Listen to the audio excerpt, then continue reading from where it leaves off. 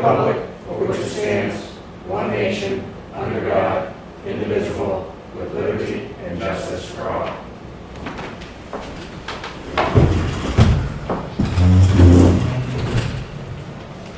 Connie won't be here tonight.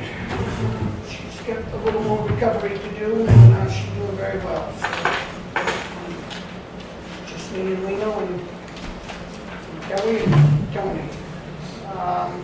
First on the appointments, John Ventura is here in the place of Ken Fifield to talk about the hazardous mitigation plan.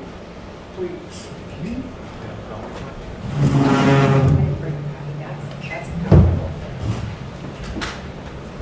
As the board is aware, Tom has been working on this mitigation plan since about November of 2015 through committee with cooperation with FEMA, with the fire department, police department, and other members of the community. And basically, this plan has been approved by FEMA to go forward. And basically, all we're looking for is the board's stamp of approval on this plan so that we can put it into effect and get some of that federal money when necessary when we do have to mitigate hazards. So that's all we're looking for at this point. Is the police stamp of approval, and then I believe the police chief and the fire chief will sign off on it.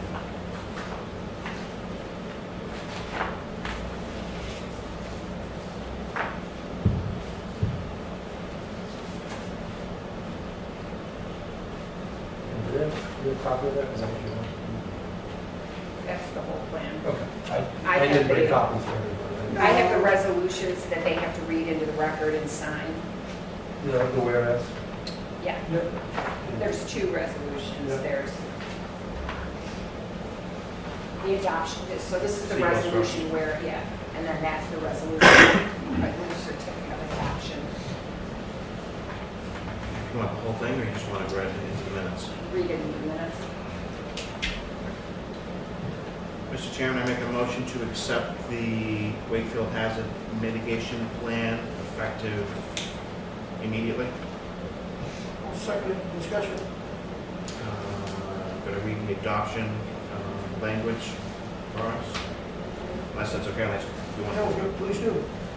Resolution adopting the Town of Wakefield Hazard Mitigation Plan Update 2017. Whereas the Town of Wakefield has historically experienced severe damage from natural hazards, and it continues to be vulnerable to the effects of those natural hazards profiled in this plan, resulting in loss of property and life, economic hardships, and threats to public health and safety.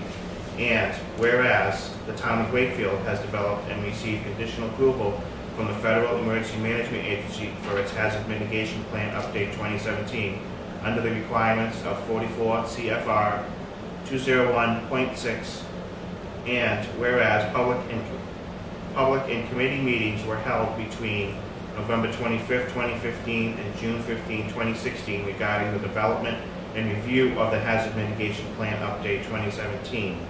And whereas the plan specifically addresses hazard mitigation strategies and plan maintenance procedure for the Town of Wakefield.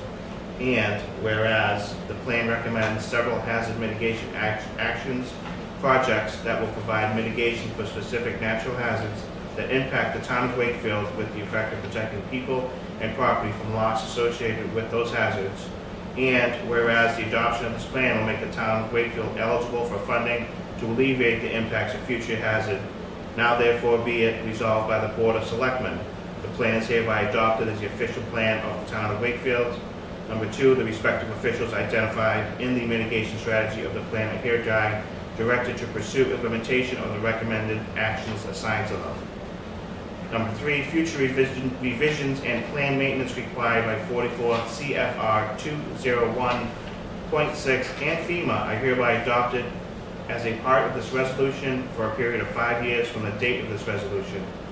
Number 4, annual report of the progress of the implementation elements of the plan shall be presented to the Board of Selectmen by the Emergency Management Director. Adopted this date, 2017. You good with this? Yes. You good with this? Yep. Well put together. All in favor? Aye. Aye. Good.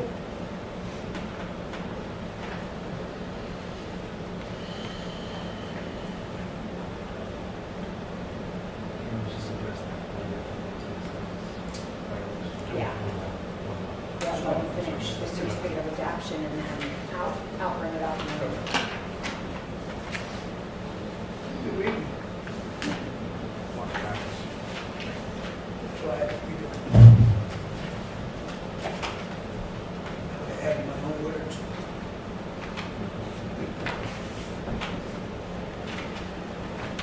Joe? Thanks. No, that's good. All right. Sounds good. Mr. Chairman, I make a motion to approve the resolution approving the Wakefield Hazard Mitigation Plan Update 2017 as a community wildfire protection plan. I will second that discussion. Thank you.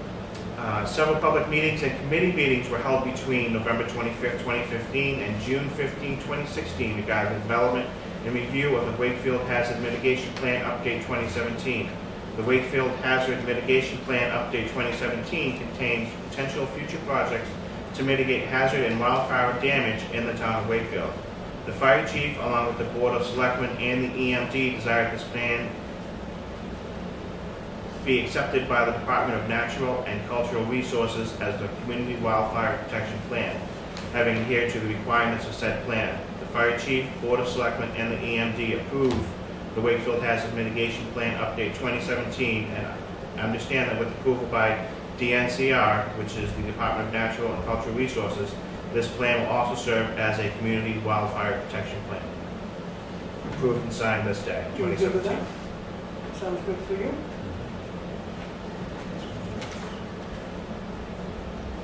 Just you. And you're good too? All in favor? Aye.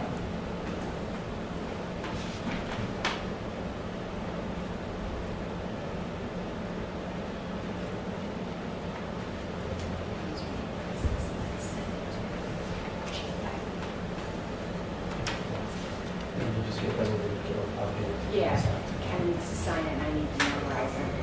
Yep, we'll stop there wherever we should. Okay, sounds perfect. And I can give it to them and get reimbursed. So while Lieutenant Ventura is here, we had one thing come up, I think last Thursday or Friday. We have a gentleman in town, Mr. Blanner, who has complained on and off all summer about illegal fireworks being shot off in the vicinity of his property. We have referred him to the police department as the enforcing agency on the fireworks prohibition. And he is very disgruntled about the way that has worked out for him. He's basically really frustrated that even though the town has a prohibition against fireworks, it continues to be a problem at his property. And he was quite adamant that he did not want to hear from the police department anymore, that he thought this was now not an enforcement issue, but a communication issue, and that communication issues should be handled by the Board of Selectmen. He cited a couple instances, I believe, the town of Hampton or Dover was having problems with dog feces, and they did a public information and put up signs about picking up after your pets. And there was another town that had another issue and did signage. And so he would like to hear from the Board of Selectmen on what their communication issue is. I called the police chief to talk to him about it because I disagree with Mr. Blanner from the standpoint of anything that's illegal. I feel like enforcement is part of the communication. If we are not educating people, you know, whether it's pulling people over for speeding through a school zone because it's unsafe, or dogs defecating on town property and not being picked up, whatever it is, if it's illegal, enforcement is part of the communication on that. That doesn't mean people have to be arrested or ticketed, but they can get warnings, they can be instructed on other places to poop their dogs or whatever. So I wanted the police department involved in the communication as well. I have started to craft an email to Mr. Blanner because one of the things that the chief and I did come up with is we are going to reach out to the approximately 11 lake associations, and the chief is going to craft a letter about the prohibition Fireworks have been illegal in the town of Wakefield for 30 years. That hasn't changed. This is nothing new. It's not allowed. And so the chief will approach the lake associations with a letter and ask them to please include it in any of their annual meetings and any of their newsletters.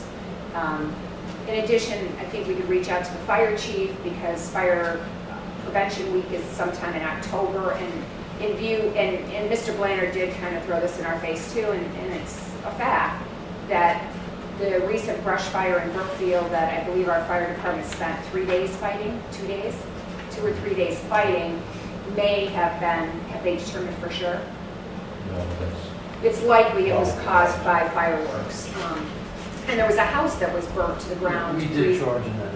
Yeah, so that, and that That's was, a separate case. right, and that was definitely because of fireworks. And I think Mr. Blanner is concerned and frustrated, and so those are a couple things we want to do, reach out during fire prevention time. If we educate the kids educate their parents.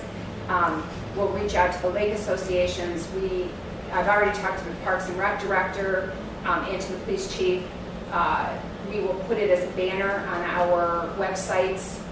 I don't think it's worth doing right now because I think the fireworks season is winding down, but I think first thing next March and April, we'll put it as banners on our websites and leave it up for the Memorial Day, 4th of July, and Labor Day holidays, because that seems to be really the period where it's most intensive. But it's illegal all the time. And so I just wanted Lieutenant Ventura to kind of hit the high point of what else they think they can do, again, to communicate that and enforce it, because I think enforcement is part of it. Are these fireworks being lit just every day? Are they on 4th of July and these special events? Well, they're mostly on the weekends, so not every day. They might be on a Friday or Saturday. It's not a constant barrage that we're able to fund.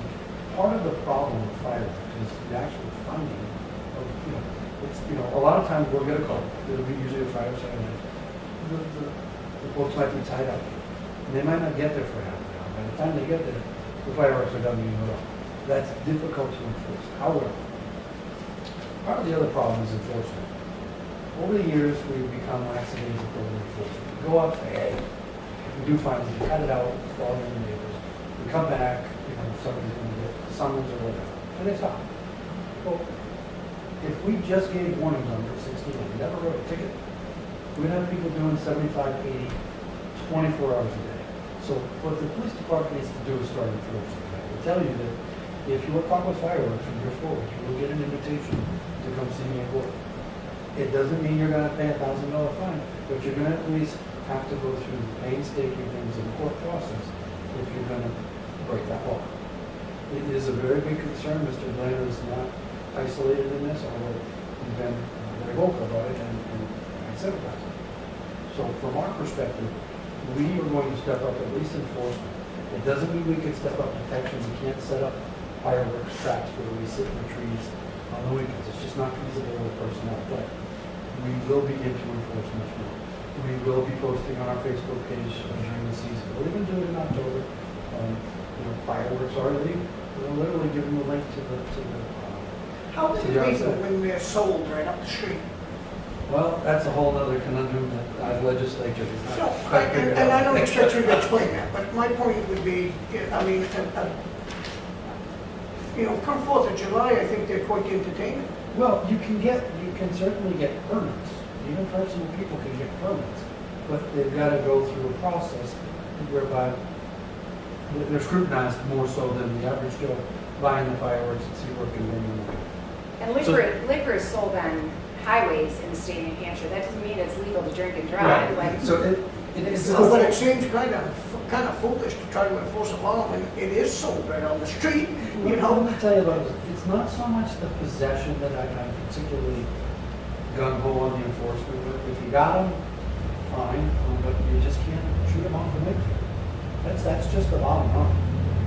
Possess them all day long, put them away safe, and take them away from the kids, but don't light them off the Wakefield. That's going to be our premise moving forward. So I think come what's 4th of happening- July, we're Well, going to enforce this. Come forth and see, this is where we started the problem. We started the problem several years back where you might ease up on 4th of July. Hey guys, come on, 4th of July, everybody expects what? And then that ran into, well, it's August, and it's the end of the summer, they're gonna go away through it anyway. And before you know it, we don't enforce it anymore. We come up and we, they cut it out, don't do it anymore. Well, then we have Until people, somebody's house burns well, down. then we have a brush fire and a house burning down, and we have Mr. Blair, who's, a respected resident, he was gonna happen. And we have an obligation to service the needs. So from here forward, we're gonna just enforce it. If we have to come to some sort of, I don't know, some, to address it differently at the 4th of July, well, we should not just do it unilaterally. We should do it through this board. Yeah, I believe it was passed as an ordinance at town meeting, so that if you want to change, and that's certainly the town meeting is the legislative body of the town, and you can put it forward as the governing body to make it more lenient or carve out a time for it, but I think the way it exists today, we need to enforce it, and, he's aggrieved by the way we're enforcing it and communicating it now, and he's one of our residents, and the law stands. It is We burned what it down is. a house this year, so, and it was fire. The enforcement's not working, so we'll do that, communication, as well, like you spoke to, and I think that will at least start to address the problem. And we're not gonna have several phone calls from residents complaining that we're. Mr. Blanner wants signage, and I have talked to the chief about that, and I think Lieutenant Ventura can attest to this. I don't think it's feasible because, I don't think signs are going to work because there's lots of things in the state of New Hampshire that are illegal, and unless we are willing and able to put every town ordinance, every law on a sign in and out of town, then what we do? Okay, so drug sales aren't illegal because it wasn't on a sign? I think we have to be, with dog smart food, about it's it. different. You Yeah. target your town beach. or the parks, Or the or, park, or our. but beach. fireworks is everywhere, it's on, It's a big town. it's not just on the lakes, it's, No, but that concerns me, because there's 200 or 300 people that go to the one at Province Lake, and it's an enjoyable event. There's 1,000 people go down here and do the town event. and we get permits for Those are those permitted. shows. We Those get are a permit completely from the legal. state of New Hampshire, Yeah. and they're permitted shows. And they have, believe me, we have to show certificates of insurance, I know, and we it's have to just a have a little easier licensed for the fireworks town to be company. able to do these, and then you get these individuals that doing these little events. No, I'm okay with understanding that we try not to have it in every day, but I am not in comply with when it comes to these events that these people have been doing for forever, and it's a huge event. I know I go to these events on 4th of July, but to happen all the time, no, I understand that. Right. And but if we at least start with enforcement, and we curb the everyday thing, I think that's a start. Yeah, and if we but address you just addressed to me, John, that if you're gonna do enforcement, you're gonna do enforcement 4th of July, you're gonna do each of these organizations that do these huge events, and these are not little events. These are watched by hundreds of residents. They don't just necessarily do it 4th of July because Province Lake might do 4th of July, and Pine River Pond does the week before, Bulge Lake does it 2 weeks after, Blue Lake does it, you know what I'm saying? But they can get a permit, and if we don't enforce it, they can do that legally. That's one of the things That's that one of the the things. permit So- requires, that you notify the If the local permit law enforcement, requires- local fire if I department. have a You said- permit on file. And you just said that it was very hard to get that, right? You know what you said? Well, it's not hard, no, I mean, it's just, you've got to go through some hoops to get it. It's Yeah. not impossible, it doesn't take weeks.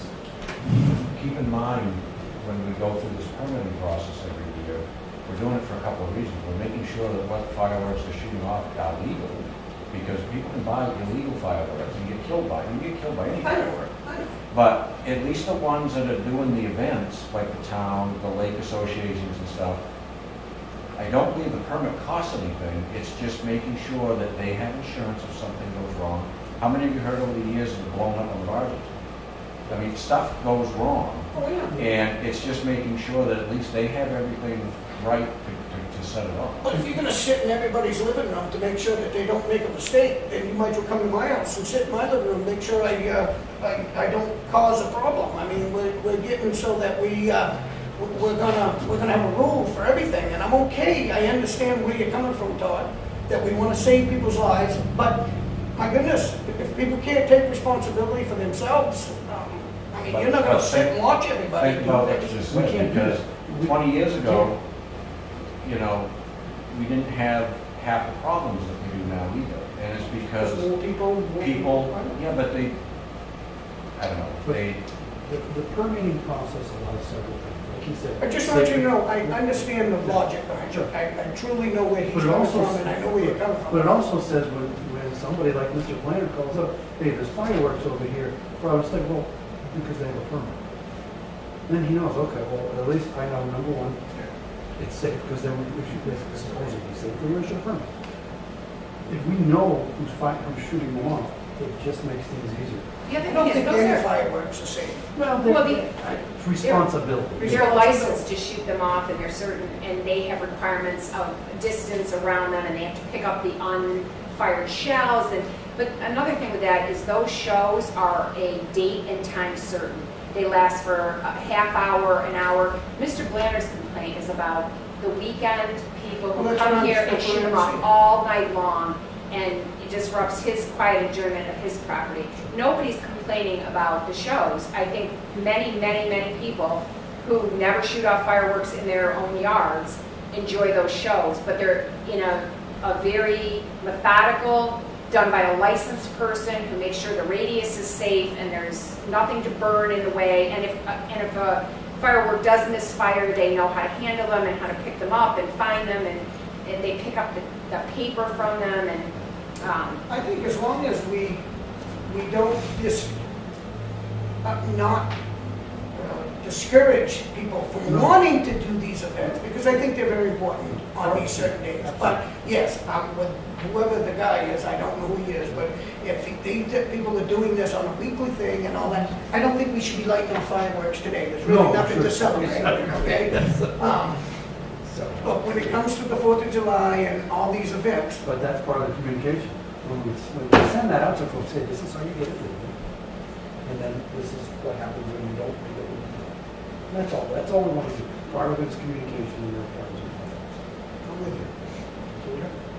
Well, I would think that you and the chief should get together, maybe we can put together a tiered system of either fines or, Well, most of it's set by statute. It Alright, says if you do this, it's a violation, if you do this, it's a misdemeanor. So it's very clear under 160B is the statute. It's very clear on what the violation is. And it's very clear in the statute how you put it. I know, but my goodness. I know, we've all done it as kids, believe me, I know. you know, Todd spending taxpayer money putting out fires from illegal fireworks. And, Yeah. you know, we gotta speak for them, because I don't want one of the guys getting hurt over there. And I understand that, but we can look at every incident We can. with safety issues. I mean, we're gonna just take away all fun in this whole world if we just keep buckling down on these kinds of things. Charlie, I think it mainly comes down to people just need to take responsibility for their own actions. And If I they're agree. doing it, they need to be cautious doing it. And I agree. Realize what can happen if they don't pay attention. That's where we're getting into trouble. And I'm with you. Just had to say it. And I think that's all I have. Thank you, I appreciate it. Thanks, John. thank you.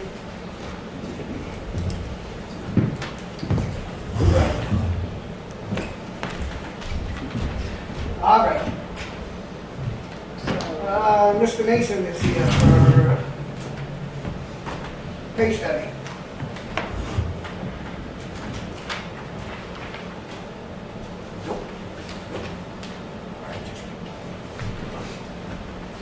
So it, I want to make a motion before then we can discuss it. okay. Mr. Chairman, I make a motion to accept the new increased wage scale for the fire department. Now, second that discussion? Go ahead, John. When we were putting the budget together, I was talking to Kelley about, some of the issues we were having, and she approached you with the first set of steps, and I guess you guys, when we met, you decided to go further, which I think is awesome. But like I was telling her, it's trying to retain people, it's really hard. They have to have all their certs when they start, getting into retirement. And just trying to retain them. Now we've got, Jason's leaving, he's only been here a little over a year, which has been moved up, by the way, so that was really early in the original. And I still have another one that's potentially leaving, but he hasn't, got confirmation yet.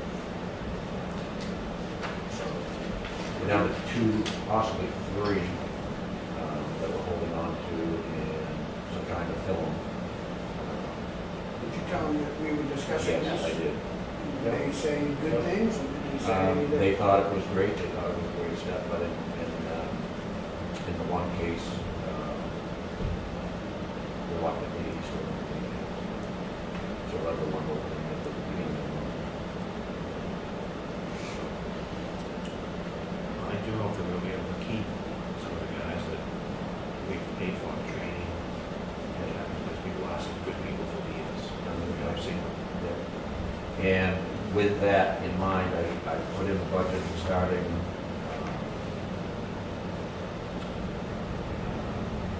January 1st to, I know you guys want to start at October 1st, I believe.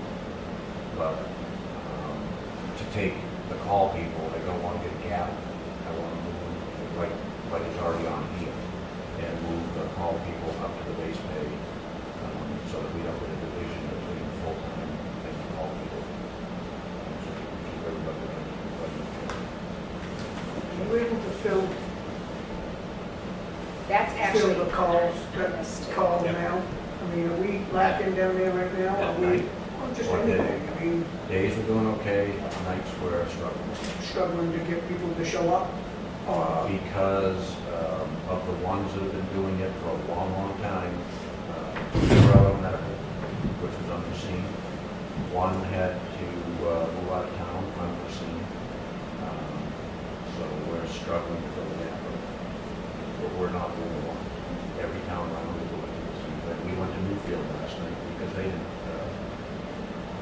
couldn't staff their ambulance. Whether they were tied up, I don't know. It doesn't matter.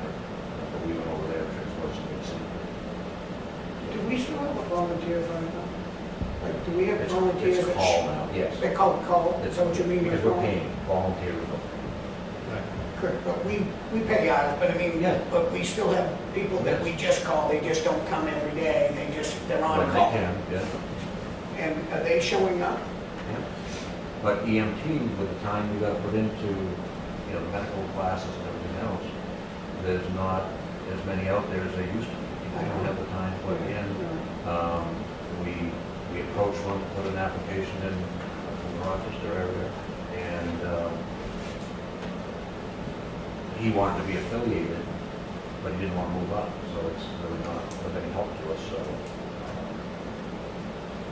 That's another piece that I put it in here to address tonight as well, is that we keep, what Todd was alluding to, is that we want to pay the call firefighters on a scale similar to the permanent full-time guys, because what they're doing requires the same amount of commitment and training, and so it's kind of insulting to say to a guy, hey, go work your full-time job all day and then come fill in for a guy that we're paying $3 more than you during the day because you're only worth $3 less.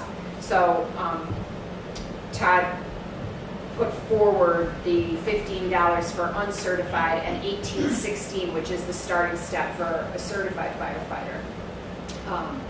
And I think we do it now. I think the thing that we really need to do is stabilize the staffing at the fire department before we make other changes that Todd, the chief, is intending to recommend to the budget committee.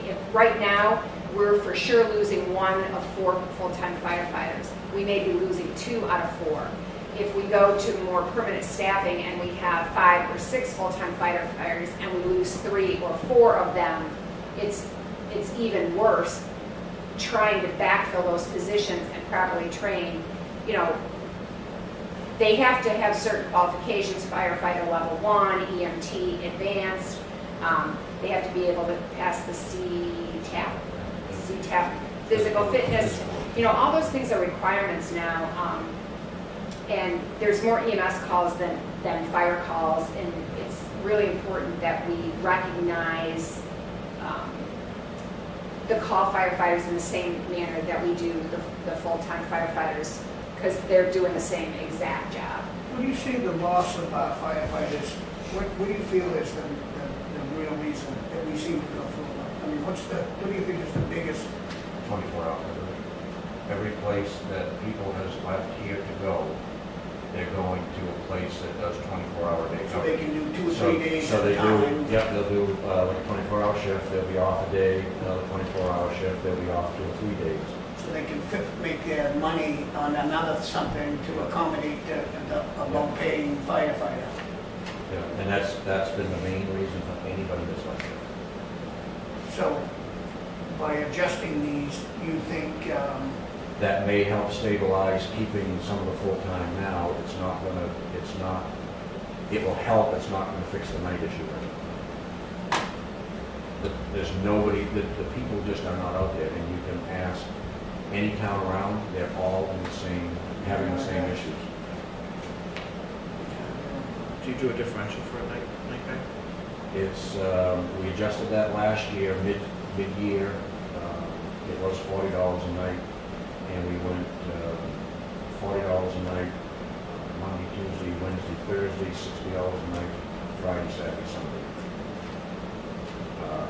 And it's not, the ones that are doing it are not per se doing it for the money.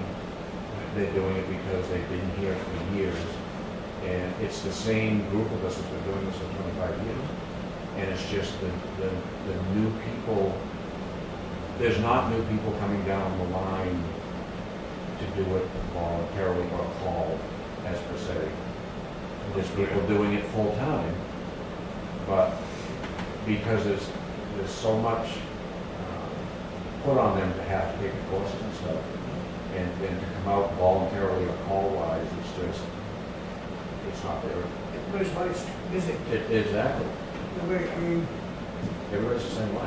but they appreciate it when you do show up. So I agree that, we need to do something in order to hold these up. I've said it for 30 years, that we've been a training camp for every department. We do. And the main thing is because we don't have the calls that the bigger places do. All So they All get this small stuff. departments face that Yeah. to some degree. I think there's some things we can do to try to stabilize and be more attractive, but at the end of the day, we're still going to be Wakefield, New Hampshire with a population of 5,000, and if you want to work in Londonderry or Manchester, But I've said never the same thing since even when Chief Sullivan was the police officer chief, I swore we were that Get Smart secret agent where we just trained them and sent them somewhere else, because they never stayed long enough to amount to nothing. And we seem to pay an awful lot of money for all this training, so I believe that we need to do something in order to keep these people. Because we're just wasting money. We're not wasting money, let's not say that, but we're spending money to train somebody to go to Rochester or go somewhere else. It gets a little more involved. But I've always said that we're underpaid. Is there room in the budget to have this start first of April? so to start the permanent full-time guys right now, without holidays or vacation time or sick time, is about $2,666, and I still have that in the contingency budget, so I'm not worried about starting that in October. Even with the fourth new guy, whenever we hire, or gal, whenever we hire them, I think our budget can take that. I think figuring out what the on-call, because it's like $3 an hour, and I did not come up with an average to the end of the year, so. It's hard to average just based off of calls. Right. You can't, it's not like you can, all right, this is so many hours this month. It's up and down. I mean, this year we're 20% up on, 20% up on calls than we have been past 3 consecutive years. But our revenue is also up on the ambulance side a little bit too, so I'm not gonna say it's gonna be a complete and total wash, but the revenue will be greater than last year's revenue, But maybe not 20%. It doesn't sound like a lot to me to want to move forward. with No, all and I this. think there's, I don't have it. With what I'm spending now, I'm filling some night shifts with full-time people when they can do it with my full-time staff.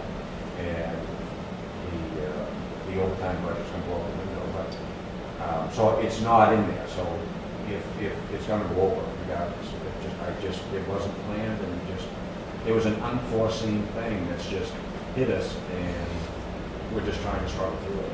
I think the overtime budget is not something I can absorb, but I think for sure the difference in the full-time firefighters I can absorb in the contingency where you put, if an employee leaves that has a one-person insurance plan and we hire one with a family plan and it's $15,000 more, there's still a little bit of wiggle room in that contingency fund, so we can take up that for the firefighter, and I think the contingency fund can probably absorb the call. I do think the overtime will go over, and I'm not sure that, I don't think the bottom line fire department budget will go over, but there may be some purchases that don't get made and have to be rebudgeted for next year. And I think, this opens up a whole nother argument at budget time about, is it time to go 24 hours, 7-day-a-week coverage? And I think at some point, it's never going to be a break even. It's going to cost the town more money, but you're going to have that coverage. And right now, we're having a hard time guaranteeing that evening coverage. And it's really, and you don't want to burn out the guys. So now you're addressing a pay piece. You're looking at addressing the 24-hour shift piece. So let's not burn them out with night coverage and low pay. You want to say something quick? Yeah, Carroll County is the oldest county in New Hampshire, and we have to plan for that for the future. God forbid somebody call an ambulance and it doesn't get there in time. I don't want to take that responsibility. I don't want to look myself in the room. Neither. So we have a motion and a second. And Yep. all in favor to do this increase with the fire department? Aye. It's okay to start at the first payroll in October. Yep. And for the call firefighters and the permanent full-time. Yep.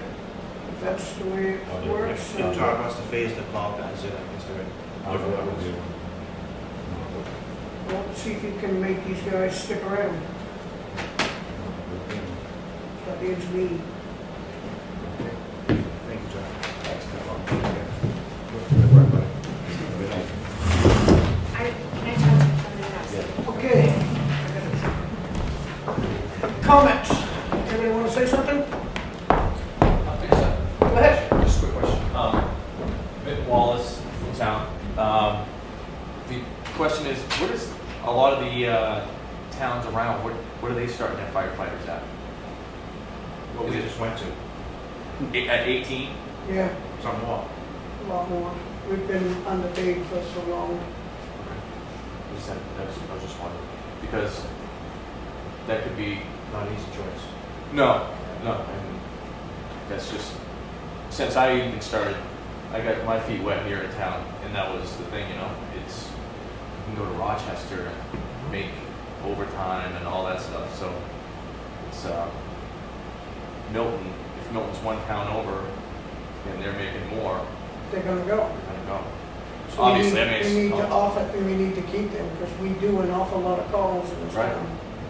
And the other question is, the firefighters, call firefighters, when, can they come to the station after the call's already gone out, say half an hour later and get put on a roster, Put on the roster for what? pay roster? No. Yeah, I wouldn't think so. I think that there's already the coverage, the people at the station. I'm not sure. I The think call you'd be ones are for, I think you'd be surprised. Could that, people that show up at the station after to help clean up or whatever, you could have, I was wondering when their time starts. yeah, that I don't know. We'd have to ask Todd. Yeah, we'll refer that. Okay. Right. Questions, though? That's a good question. You want to say something? I'm good. Nothing from you today? Okay. All right, let's move What is on. next, Mr. Chairman? We have sewer abatement request. Why don't we move to, I jumped down. You did. The review for bids for provision of the gravel and winter sand. Lee Nichols is here, so Public Works Director, want to come up here? You use your pen if there is a Hey, You're looking at the only bit we got. this is the only one? That's it. So sand and gravel? Yep. There's nobody else? I emailed it to Carol, I emailed it to Brox, I emailed it to Pike, and I got it up to Austria address. We've got nothing to compare it to, looks good to me. No. Same prices as last year when we were getting it, those prices are good through April of 2018. So 250 a ton? Is that what I saw? Probably. You read it, because you understand it. 3/4 inch crushed bank ground is $7.50 a ton, 1.5 inch crushed bank ground is $7.50 a ton, and coarse wash sand, or winter sand is $5.60 a ton. That's delivered, or is that we gotta go pick it up? Truck rate from Ospey is $2.75 a ton. So does that sound to you like what we're paying now, or is it a That's little what- less, or is it more? Same exact prices we had last year, and that's who got the bid last year was Ospey. They're the ones who hauled it in, alcohol was for the, Did we get more bids last year? I believe we got, Pike and Brox, that's why I sent it to them, but Were they in the same ballpark with them, or was it they a little more expensive? They were. I think they were a little more expensive. They've always been a little more. Well, they're probably just not in this area for this plus we have. That's all. Yeah. I'm good with that, I guess, as long as we're not paying an outrageous more, and you're saying we're even the same as we always been, Yep. so that's fine with me. You good with that? I am, I think next time we just tickle a couple more, just to have something, yeah, but it needs to be done before winter, right? So we have provisions. Well, actually, the gravel was starting to get low on that now because all the culverts are going on Bull Stage and Lower Road, right from the table. Okay. And it's the same price from last year, Yep. this year. Motion to accept the Ospey aggregate bid for sand and gravel. Second, all in favor? Aye. Is this delivered? This is delivered, yes. While you're sitting here, just kind of curious, There's an additional charge for delivery, right? where do we Yeah. stand on these roads that you've been on all summer? We've got, I gotta verify with Seth, I think we're gonna know about 8 more culverts. We've done almost I was 8, just asked yesterday, a couple times this last couple of we've weeks. done almost 18 culverts besides ditching both sides of the road. I was trying to explain that, but I didn't know exactly what you done. I said that there had been an outrageous amount of culverts, but they were asking how we been there since April. I mean, we were about done and ready to move on. And right after this, we're gonna be out, probably greater shouldering some of the roads. We're gonna put a crew on that. And we're also gonna be sending the guys out for training. Because I don't wanna be beating up the trucks as when I was on the ranches. Are we gonna get to grade the roads this year before winter? Like, are we normally In the grade? fall, yes. We do normally grade the Yeah. roads, and I We haven't usually seen do. them this year, so, Yeah, because you've been busy. No, we graded them this spring. We graded everything this spring Yeah. once. We just had them calcium month ago. And we're gonna go back out and regrade them, and I'm hoping to rebuild from 109 to the hot top on Oak Hill this year. I'm hoping to go up and do probably Lakeland Corner next year, at least half of it. Because we have nothing for gravel on these, it's all fine. So I have to rebuild it. When's the tarring happening down on the new road? We just talked to them, they're looking first part of October, about the same time they did it last year, it's a little late. They fit it in, huh? Yeah, they Well, guess. they're saying it's only gonna take about a day and a half, Oh, yeah. No, for those two roads, but, I was hoping to get it earlier, but they got hung up with that week of rain we got. Do you feel that everything, that was a big project for you guys down Yes, there? Do you it was. feel that that went good? Is there things that you learned that you would? There's some things I learned, it seemed to go a little slow, but again, we have a whole new crew. That's what I said. I But said that. everybody got the chance to get on, because I mean, experience on the equipment is seat time. Yeah. And we did hold that UNHT2 class for the 4 days. I tried to explain that the other day. I had somebody ask me, and I said, and they said, well, you know, and I said, you know, we're at a beginning stage with a new crew, and you're gonna give them a few years to establish the experience, because I think you'll see, I mean, this winter, we shouldn't have any issues. We have 2 new guys for plowing. I'm actually gonna utilize the school parking lot in October on a Saturday. to do a little training. Yep, we're gonna take a day off during the week, and I already talked to Joe Williams, he said we can use the parking lot, we're doing our own little plow rally, we'll set up That's awesome. cones and. Yeah, good. But the plowing, I think, for the most part, most of the crew has that down. And you'll see next year that the project's got a lot How's of the it. new kid doing in the mechanics club? He's doing great. He didn't pull our leg in his interview, he is eager to learn. Every year. I mean, if he doesn't know how to do something, he pulls staff, hey, show me how to do this, and he picks up stuff real quick. The new driver and equipment operator is going with Chuck Cotton. So I think we've got a pretty good team down there. Morale seems good, so. And I would like to thank the board and administrator for the support. Well, you do a good job. Thank you. Thank you. Thanks, Brian. I've got a half pipe that's sitting in front of me for the rec department. This is something that we approved, and they just want us to sign the purchasing agreement or something to buy it. And we are buying it we get free shipping. Motion to accept the half pipe, $5,094. Second? Do we have where it's coming out of? No, I don't know. Where to get Parks it. and Rec budget, or? Let's see,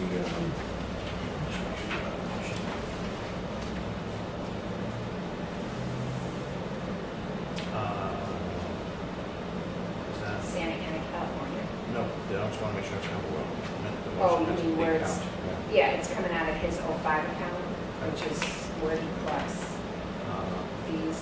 Motion to accept the $5,094 out of the 05 account for Parks and Rec. I will second that. Okay. I mean, what? Only thing that I was wondering was, did we agree, I thought he wanted to, just to do that extra layer to make it much more worthy for the winter and all that stuff. That's not in the forecast to do by any chance, because it doesn't say it. I mean, I know we thought talked about it he worked because we all had this it. out with you guys.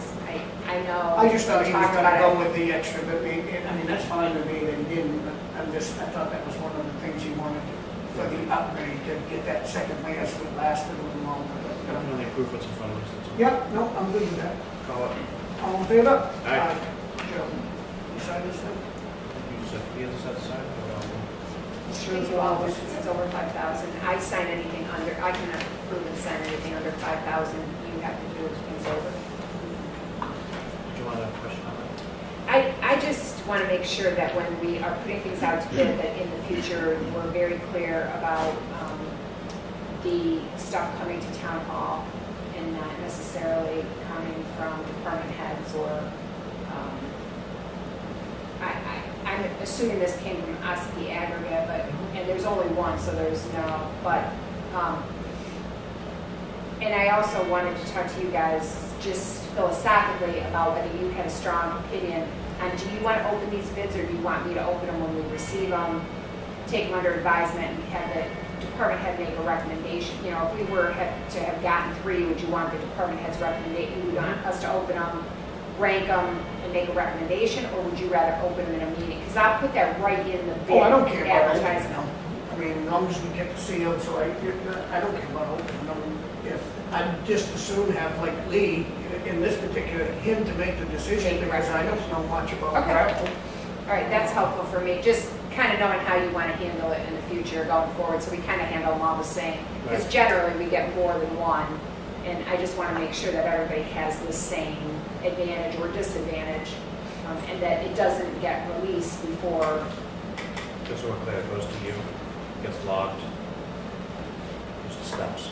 Let's go with the steps. Yeah, that they're sealed. Normally, we advertise it, a sealed bid with, it would say, you know, paving, 2018 paving, to Town Hall. You know, they can hand deliver it, or they can mail it. This one came, Lee brought this, and that's my concern. I don't want there to be any, when we go to the trouble of putting things out for a sealed bid, I don't want there to be any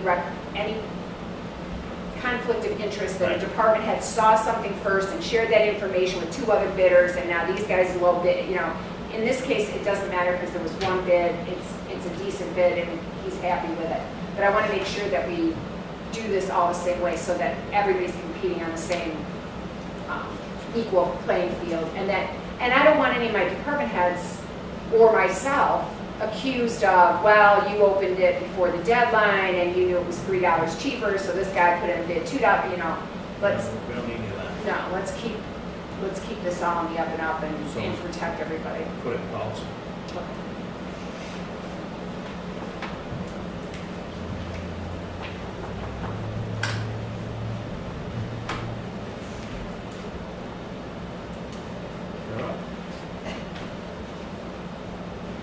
All right, we got review of the sewer abatement request.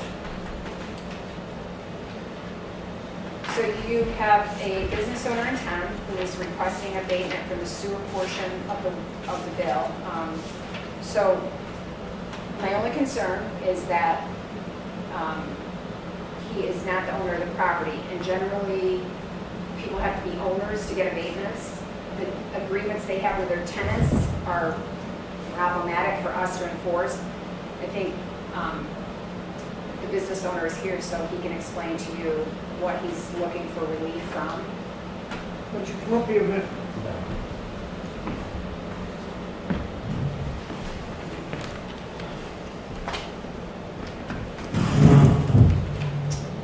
Why don't you want to pay for your sewer?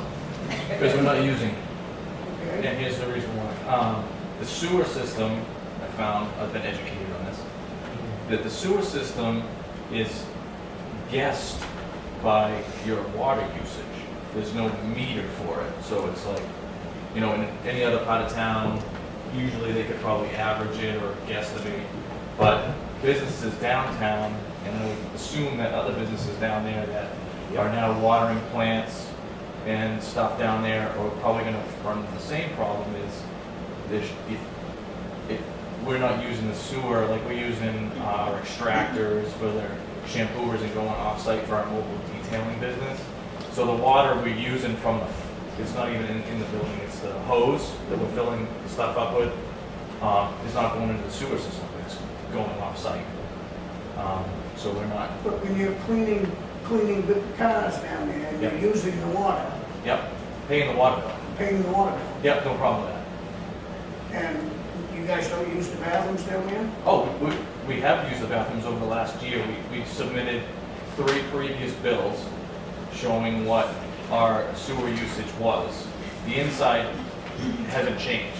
So what we're But asking, you're using a lot more water, is what Outside. your problem is. I know where you're coming from. Right. And I'd like to work with you to understand that. Yep. But you're using a lot more water, so that's raising your things, and you're not using any more of the sewage. right, Um, exactly.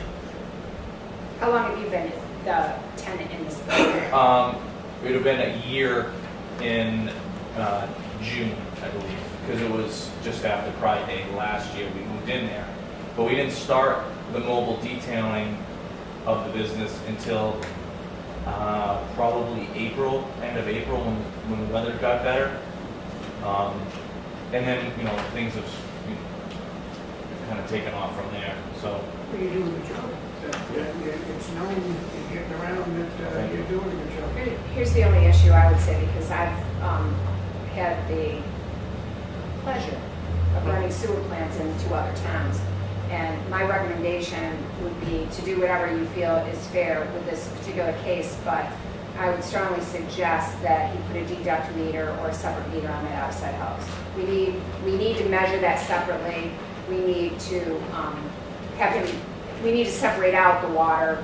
And frankly, it's not really a guesstimate because generally people's water use is their sewer use. It's just different for you because. Right, that's what I meant in this And this case. is the way everybody bills sewer in the state. I mean, The only time I know of anybody actually metering sewer is in the town I came from. There were probably 5 out of 296 users that only had sewer and didn't have water, so we metered either their well, and we charged them based on the amount of well water they used because they were putting it in the sewer system, or we metered their sewer if they didn't have a well.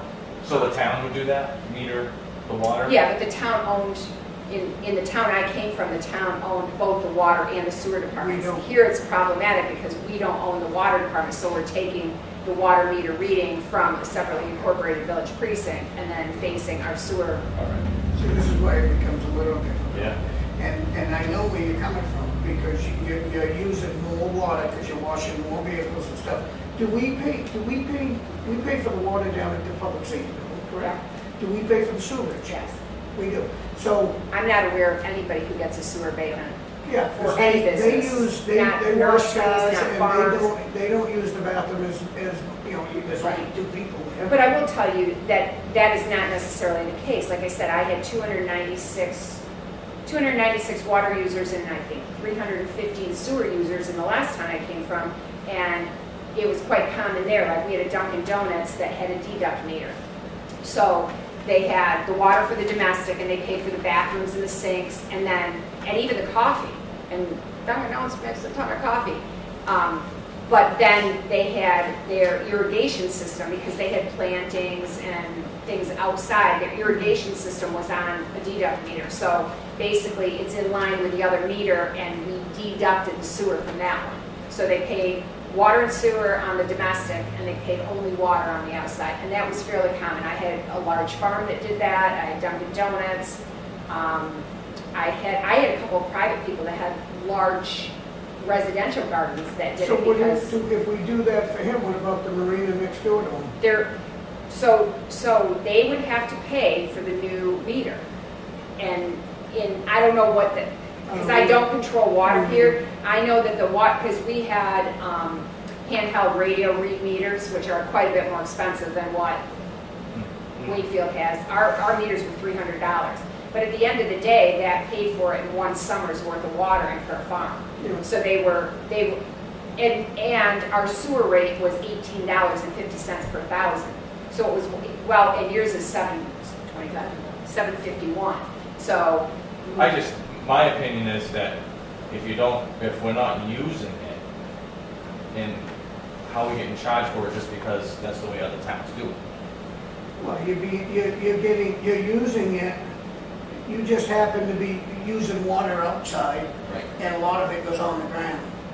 So you're using a lot more water than you would normally use, but you're still using the bathroom as much as you always did, I'm sure. Right, You know what I'm absolutely, saying? totally get that. So, but using the water on the outside, and it's going on the ground, it's not going into the sewer system. And it's not, most of the time, it's not even going on the ground. It's filling extractors that are going off-site. Because you're a mobile. Right. But Where do you dump are that water? doing it Where do you right- dump the dirty water? It's all contracted through and put into on-site at the owner's residences and stuff. They just have us put it off to the side because it's all eco-friendly. No, and I understand. You're using a lot more, and it's probably raising your bill up, and you shouldn't, you know. And I guess that's a sad thing, that's how it's registered, that's how it's regulated. Now, I don't know, as we have no control on the water, to tell them how to charge you or whatever, but I guess if you No, was but if you to, put a meter on the outside faucet, then we would know exactly what it was using, and we could deduct the domestic from the total and only charge them sewer on the domestic. And the problem is do we do that with anybody at all? I mean, do we have anybody that does that? I mean, do they have that machine that does that, or is that something? It'd be a separate water meter, basically. And it'd have 2 readings, one for the outside and one for the inside. Have you gone to Dave Tibbetts and talked to him about, because he's the water, is he still the water Commissioner. Commissioner? Him No, and Angie are. I was given But it this doesn't. by the doesn't- landlord, and he said, go talk to the town, the tax collector, and and say, this is what, because you're not using the sewers part of it, and just show them what your last bills have been over the last several months until you started this, so. Yeah, and that's understandable. I mean, I'm only asking these questions, I'm not busting your jobs. All right, But I get it. I'm concerned because if we do this for you, we should do it for the guy next door to you. And we should do it for Yeah. Lino's, and we should do it for everybody. I agree with that. I think we should do that. We don't have, we're a total separate water district, and we don't have anything to do with the water. But we do have something to do with sewage. Right. And he's asking for an abatement from sewer, not from water. Right, the water bill is not a problem. I totally get the increase. I was expecting that. But I thought the town would have I'm naive in that, I guess. I just thought Oh, the I town, think you're saying. I thought the town had a meter for the sewer, because I think, the city of Rochester, I believe, would they have like a sewer meter? They don't? I'm not aware of anybody. Sewer meters are very rare. But- All sewer bills predominantly are based on water usage because generally speaking, even in businesses, unless like, in the last time I came from, we had a bottling company that did vinegar and mustard and stuff, so they had big water usage and that wasn't going down the sewer because they were bottling vinegar and mustard and, but we did meter their sewer out in the street actually, and their water was, so they got a bill for their bathrooms and how many employees they had using restrooms and a cafeteria and stuff, but then the actual bottling plant only paid for the water, and again, it had it's called a deduct meter, because you're deducting the sewer from the water, so you're paying both on your domestic, and then you're paying only water on your business stuff. Would we send him to talk to Dave about that deduction? Yeah, because he would need to read both those meters, and he would bill water on both of those. I would only bill sewer on one. Okay, so what do you think? Is there one meter for the entire building now? I believe so. I think they just come to one meeting, because there's the business next door as well. See, So that's- how does he break that up for you? Who gives you does This is the first time landowner give you a bill? This is the first time we've gotten a bill from him He probably had a because of heart the attack when he increase. saw it. He Exactly. probably got the bill and had a heart attack when he Yeah. saw it, because he probably was ill. He takes care of it, because this is the first bill we've gotten from him, because everything's, worked out within the rental. So when he came to me with this, he's like, yeah, this is just a huge increase. I guess they don't understand that it's not going down to the sewer system. So is it $355 for the whole building, or was it his arbitrary portion? It would have been the whole building. What would be your percentage of There's no way to break it There's no out, way to- because yeah. she's got domestic. That's the piece I'm saying, is that's why we have to separate out those two pieces. The domestic, because it's her toilet, her sink, their toilet and their sink, and then the business use. And whatever he has out back as well, because he has. Yeah, he has his stuff like that. That's why I broke down the average numbers over the last year.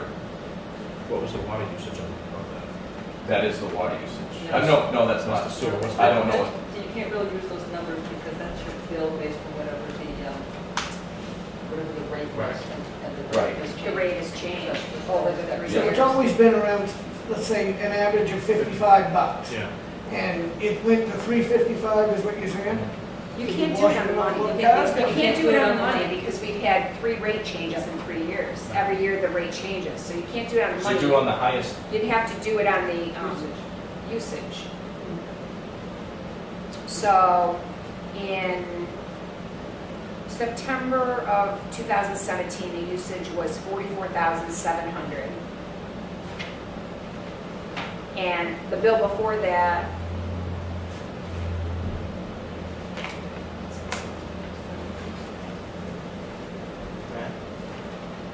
no, I need to look at it. So why are these both the same thing? Two. Oh, that's just the other. Okay, so this is his new bill. So his new bill is 44,700. his old bill was 5,700. It's almost 10 times, 8 times what. And then before that, it was 4,800. Okay.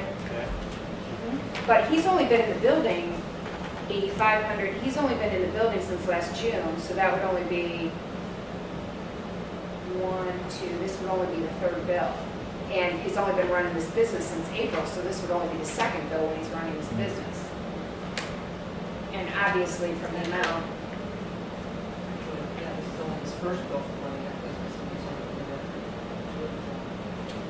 for so the bill in February, because there would have been a bill in February that was the end of last year. Yeah, so this is only the first bill from running the business.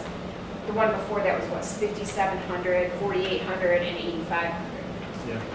So if we averaged, I mean, 85 is kind of high actually, and that was 2015, and he wasn't even in the building then. Right. But even if we averaged the 5,700 and the 4,800, and then abated something, I mean, you have to decide. I can't tell. I don't know how we, what do we abate? I mean, if you abate the whole thing, then he's not. No, It would you would be take no. 5,700 and 4,800 and average them, which would be You say 54, 53. 5250-ish, let's call it 5,300 just for the sake of my poor mind. And then subtract that from the 44,700 and multiply by the rate and the what? Oh, yeah, and you get, there's a debt on every bill, $19.77. So you'd have to pay that, because that's the servicing the debt for the sewer, and that comes on every bill. So he has to. And I'm okay understanding, but I'm saying, as this set of precedents for everybody? Yep. Everybody who says they're not using, The sewer, they use that more it's not water. going down the sewer. Yep.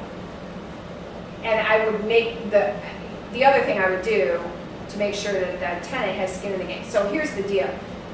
Generally, tenants aren't allowed to ask for abatements. It has to be the owner, because they are the person that has standing. But in this situation, I would I would do a one-time abatement for this and make the condition that they put some skin in the game and get a meter. Because that's the only way you're ever going to know for sure that it isn't being used. The problem is that he moves out and a new business moves in that is using a lot of water and is putting it down the sewer, and we can't measure it. We can't average a bill that can't be the way we bill. Because then everybody would just want an average bill. So I think that we should let him go to Dave Tibbetts and work out a deal with Dave, and then come back and we can help him abate, this one, or whatever, but him and Dave should make an agreement on that deduction meter, if Dave even wants them on these buildings or whatever. I'm not sure if they allow them, because we're not, you realize that we have nothing to say about the water. Oh, I don't, the water part of it, I have no objection to it. I understand I'm using the water. But we don't know unless we do something like that, and that kind of. There's no way to measure it. And we're barely making it now. I can't go buy a meter and put on there. There's just no way. We're trying to get up to the point where we can try to hire some people. I think the meters here are $87. Oh, all right, so. Yeah, they're much, because they're not radio read meters, they're manually read. So who installs them? You can't afford that? No, who installs them? I think Dave has somebody who installs them, or he installs them. Yeah, I thought it was something that was a little bit more expensive than that.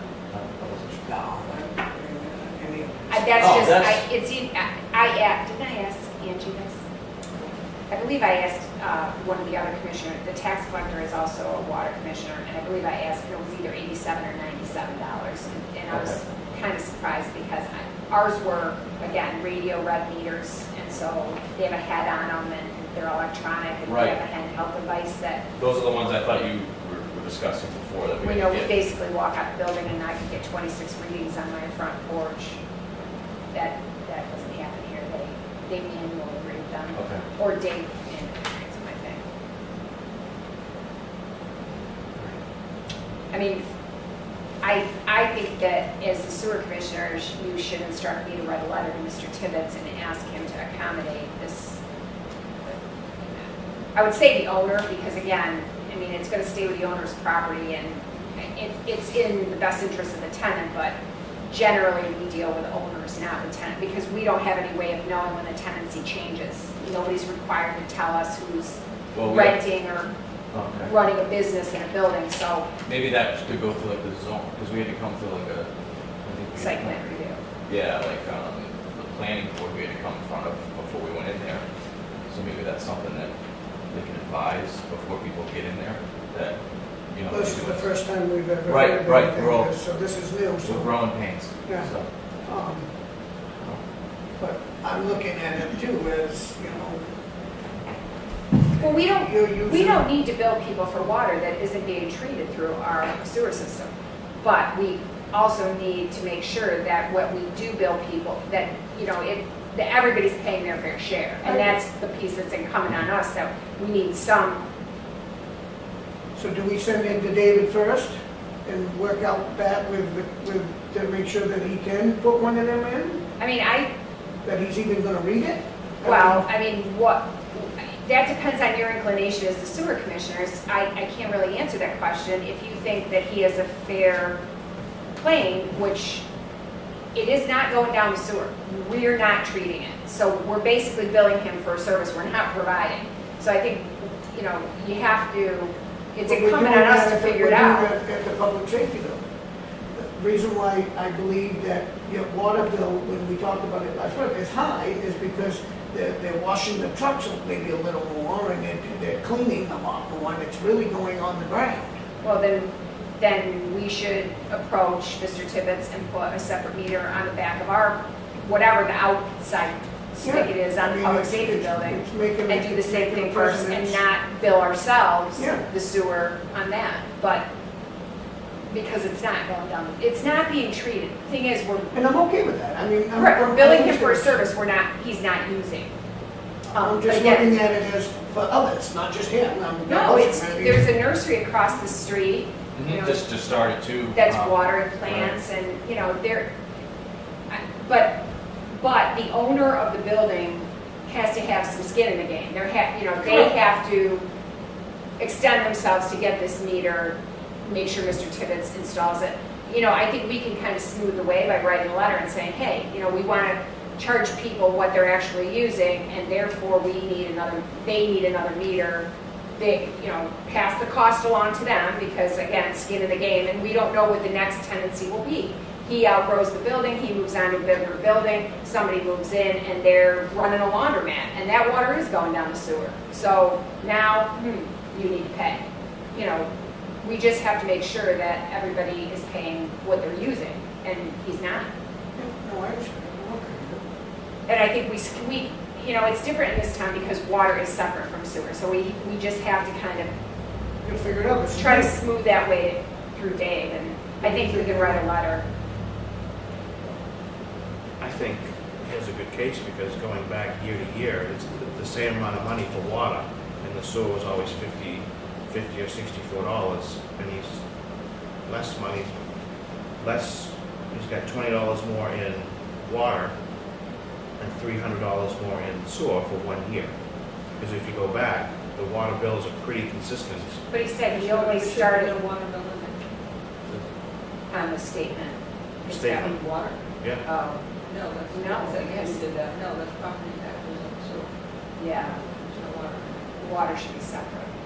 You know what I'm saying, $2,437 of water is coming up. No, that's, Yeah, that's. So then what is the water bill? we don't there's know no- because We don't know, we don't have the that. water precinct is totally separate. It's not part of the town. We don't have that. We don't bill it, we don't pay Well, it. it set a precedent. So could I have it named after me if it goes, like, I wouldn't get carried The away. Wallace abatement. the Wallace abatement or something, I wouldn't I'm get not sure carried you want to away. be known as the Wallace Right, Abatement. right. They may be taking your name in vain before the. Well, I appreciate you all taking a look at it, and I got a busy schedule. I'm gonna get a motion out of it. Motion to have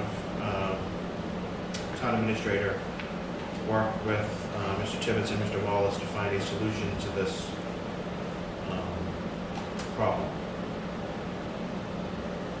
Well, I'll second it for a discussion. Yeah, I don't have the authority to abate.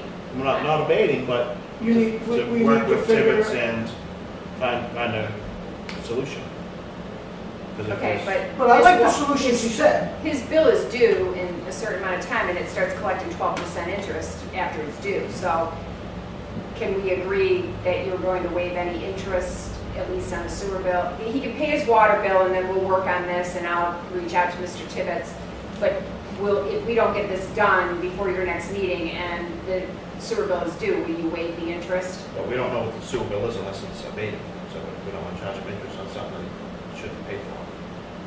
Okay. So I would hold the interest until we find out what it is. Well, the system will. The system. Yeah, the will system start- is automatically going to start, that's statutory. We can't fudge the system. You will have to abate it. But I think, honestly, I think if you abate $250 of the sewer bill, the interest will come off when we abate it, when we abate the principal. So it may be a moot point, but I just want to make sure that he doesn't have to pay interest on a bill that is in Oh, yeah, dispute it's and we're disputed. trying to. Yeah, I don't see a problem if we Okay. waive that. All right, and so I will report back to you on what Yeah. I can figure out by the next meeting. The next meeting. I don't mind, September I 27th. don't mind paying interest either, I don't believe in that, you know, unless you, he's not debating that he has to pay it. He's just trying to understand it and figure out a better solution, because not just for him, this is gonna help others that are in the same boat, and I'm not sure if anybody is, but I'm assuming this is gonna set up a precedence to others, right? If that you're not, I mean, everybody might as well get the $87 deduction meter. Well, it's not that, it's also, we can't make the argument because we don't see what the water bill is. No, and other businesses might have problems, even like the nursery, until they have the meter. I don't know, what are you gonna average? Because they're using that water every summer. So, you know, you can't. This is where it gets hard. I mean, I understand that. Yeah, different, I mean, he noticed the problem right away and brought it to our attention right away, so there's a course of action to take. But with other businesses, if this is institutionalized, it's gonna be harder to carve that out without that meter. I mean, they're certainly welcome to ask the water department for meter it separately, and then we would know which meter was domestic and which meter is an irrigation meter or a deduct meter, whatever you wanna call it. You know, it's Right. different for different businesses. It's gonna be coming out of that one spigot. So, the motion on the table is to pass the negotiation to the town administrator. I guess, all in favor? Yeah, that wasn't the original intent. No. Well, you're passing it on. Administrator work with Mr. Tibbetts and Mr. Wallace to find a solution to this problem. Are you in favor of that? I'm in favor of that, not dumping in here lap. I mean, we need to be in the process as well. Okay. Because we should have the water bills in front of us so we can make the abatement, and the sewer bill needs to be. I can't get the water bills. I have no right to them. What's your water bill? How His much is water your bill is this usage times whatever the water rate Rate is, was that year. which could change from billing to billing. Oh, it was this year, right? The issue is the last. But you don't See what want to you got? compare that money to this money. He got a water bill based on 44,700 gallons of water Right. at a different rate than the sewer bill. All of that 44,000 was charged by the water department. We don't care what the amount was, we don't know what the rate was, he's paying that. He's saying he doesn't want to pay for all 44,000 gallons. Because he only used it, he didn't dump 44,000 Doesn't matter gallons of what the water. water- into the We're- city. Yeah, you gotta- I'm you getting gotta- confused now. Okay, you gotta back into this. Okay, so this is all the water he used. He used this water, he needs to pay the water bill on this, Right. him and Lyle. Right, so how does the water bill get transferred to a sewer bill? Is there a He magic gives us the number? readings. We just get a spreadsheet with the readings. That's all we get from him. So it's at 44,000.7 times .701 or whatever it is. For there, us, whatever. it's times $7 and 51,000, yeah, 51 for the cents. water, when they figure out their bill, it's times something else. Right, and they have a Whatever different, rate it they probably have a different. All right, I just want to be sure that we're not timesing it by the water, then taking. No, the and I'll tell you how I'm back. gonna figure it out. I'm gonna average the 47 and the 58, or 57 and the 48. I'm gonna deduct it from the 44.7. I'm gonna multiply it by the rate. I'm gonna say give them an abatement for $300 on sewer. And then I'm gonna write Mr. Tibbetts a letter and say, how much is a meter? And contact the distributor to put it in. So And do it's pretty we easy. say that for this business, this is a one-time deal right now until you take care of getting the new meter or whatever, the deductive meter you call it? Yeah. And like you said, putting skin into it, because we would be doing this, because once this is seen by others, then I'm sure it's not gonna be something that just goes away. Yeah, there has to be something to base it on. Like I said, it works in this instance because he's a new business and we can clearly see what it was See what it before. is, yeah. Even though he wasn't necessarily in the building, we know it was less. I don't even know what the business was in the building when it was 85. That's why I'm not even really. It was a you know. mason shop. Yeah, but, So he's using it, he's doing something that's using the water. And I think I'm not willing to extrapolate that out about other businesses because I don't know what other businesses are doing. I don't know, if you have a seasonal business and you can see that you use this much water in the spring bill and this much, you might be able to figure that out. But every abatement, you've been a selectman long enough, is on a per case basis. You have to consider what the hardship is, what the previous bills are. You have to decide whether the person asking for the abatement has made a case. And I think in this instance, there's enough information to back up what he's saying. But you can't just willy-nilly start abating sewer bills or. That's what I'm saying. Every- That's why everybody I'm not will- against what he's trying to do. I'm And your just sewer against- bills in this town are only $751. I'm Where I against came from, setting they a were precedent so that $18.50. we have not this time, but we have 4 waiting on the next month. So, Well, at the end of the day, it's still incumbent on the person requesting the abatement to make their case. You have to have some hard data to base an abatement on. all right, so is it still the motion on the table to not drop it into her lap, but to ask her to follow up and There you go. get some kind of negotiations going so that we can solve the problem? Yes. All in favor? I got that. Aye. Okay. Thank you. I'll talk to you tomorrow. All right, thank you. And let us know if you need help, contact Yeah. Mr. Tibbetts. I don't show you. Have a good one. And by the way, I'd like to bring the card in, I can clean it. Super. They do the job. Didn't- They clean the chairs. Yeah. Yeah, no, I don't, he does a good job, that's what I hear. Okay.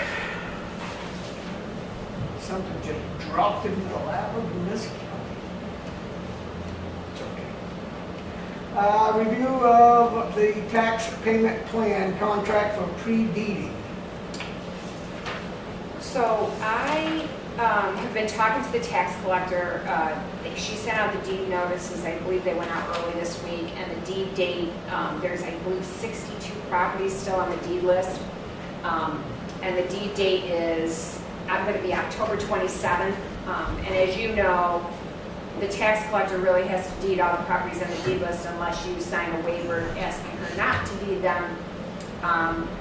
One of the things that I had been successful in using in other towns was a contract and payment agreement. That's kind of one more tool in your arsenal of not having to take these places by tax deed for people who are willing and able to make a payment plan. Once the deed date comes and the selectmen sign a waiver to not deed it, then the payment plan has to be made with the Board of Selectmen under statute instead of the tax collector. Up until the deed date, anybody can come in and make a payment plan with the tax collector and pay $25 a week or $50 a month. But once it goes to deeding, then only the selectmen can sign that waiver to stop the deeding. This is a policy that I wrote, and it's a contract that, there's a draft contract here that I used in another town, which was vetted through my town attorney there. What I found was that, sometimes people get inheritances, they get income tax returns, and they're willing, to give a payment, maybe $500 in March when I get my payment back, and then I'll pay $100 a month. And if that is doable and they're willing and able to pay all subsequent taxes on time and not let anything else go to deed, to lien or deed, then we could get them off the deed list and not have to take the property. And I'm in favor of not taking property if we don't have to, and keeping it on the tax rolls. So, by no means do you have to do this. It's just, like I said, another tool that you can use to not take people's property if they're able to pay. You know, there's caveats on theirs and there's conditions. They have to pay all subsequent taxes as they can do, because we don't, well, the last thing we want is them to just pay the deed year and wind up on the deed list every year, and we're dealing with the same 62 properties. No, and I've got to say, I had a third maybe of the properties you did, and when I first implemented this, the most I ever had was 9 payment plans, and 7 out of 9 were kept, paid off, and the people did not wind up on the deed list again in the 7 years I was there. So it can be successful. You know, I don't know how you feel about it. I just thought it would be another tool.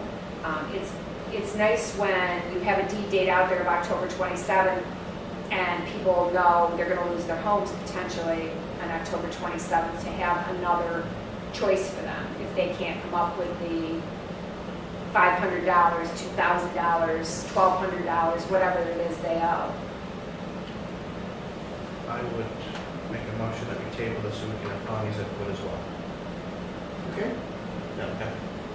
Yeah, but you're going to have to be ready to move on it before October 27th. We'll get next So, meeting. yeah, so if you, I mean, I'll ping Connie and see if she has any questions up front, and if you guys have any questions. I did talk to Rick Sager about this theoretically. I did not actually send him the policy and the agreement because I didn't know if he'd be open to it. But I suggest that because he'd be the one adjudicating it if somebody breaches the contract. You know, if you are seriously considering it, you may want to run the specific stuff by him. Again, it was vetted by a town attorney, but he'd be the one adjudicating it if it had to go to court. So that I understand this is just another tool to help the taxpayer before we end up with the land. Yeah, right now, Because we're not in Angie's business already of sent, taking land. right, We're in Angie's business already of sent out having- the deed notices for 2014's taxes, and there's about 60, 62 people on the list.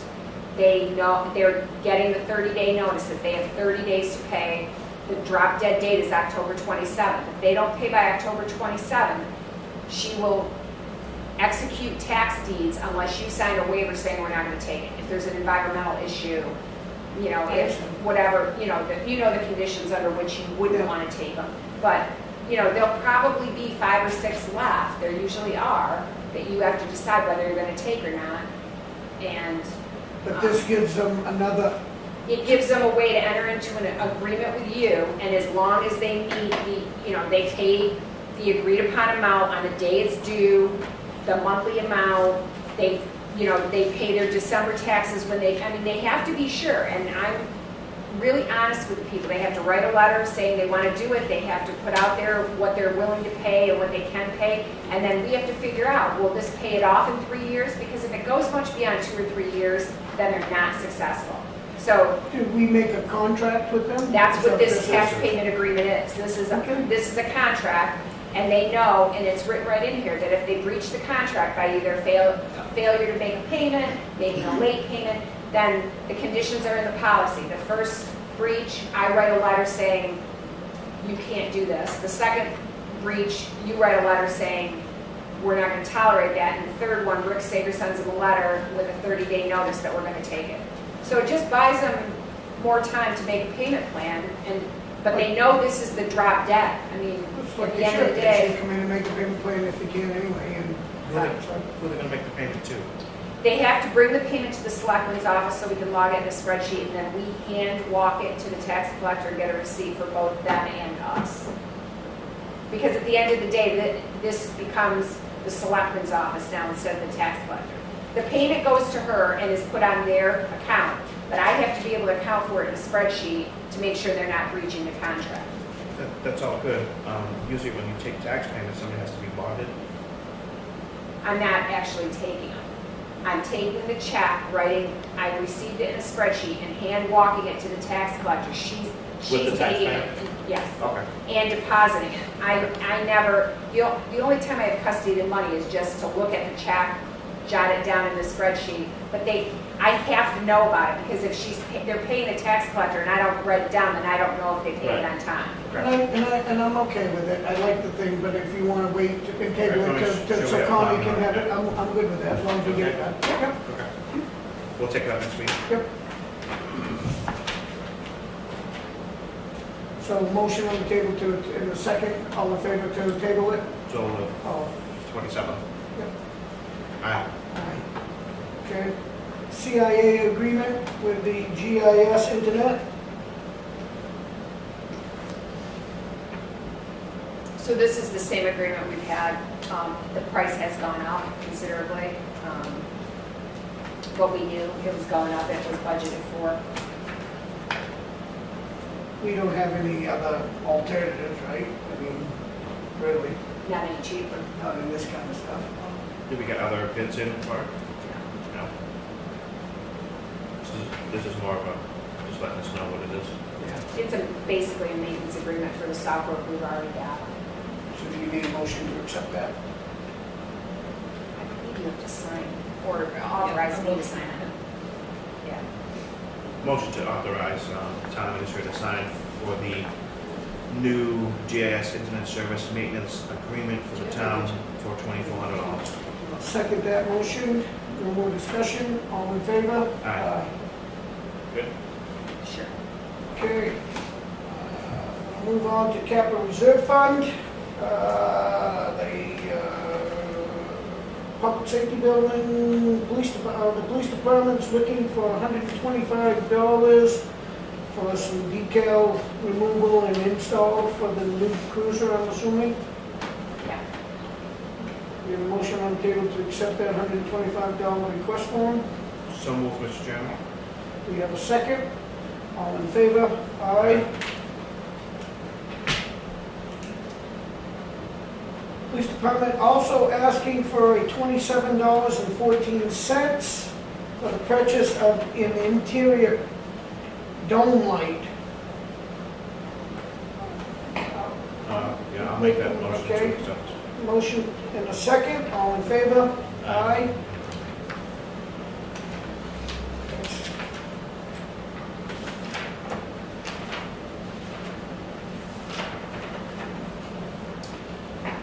Okay. Correspondence, we got a Department of Transportation from the state of New Hampshire, 10-year plan. Now,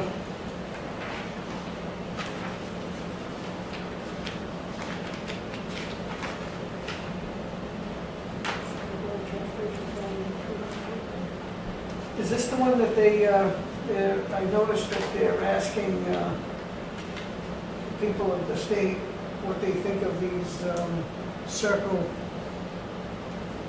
roundabouts? Is that coming because of the one that's been portrayed up in Osprey? No, this is just what they're doing. They have these hearings yearly on the 10-year plan. We had one here last year at the police station. I don't think we're due anything soon. So this is just an Unfortunately. informative information for us? Right. Okay. Moving on. Yep.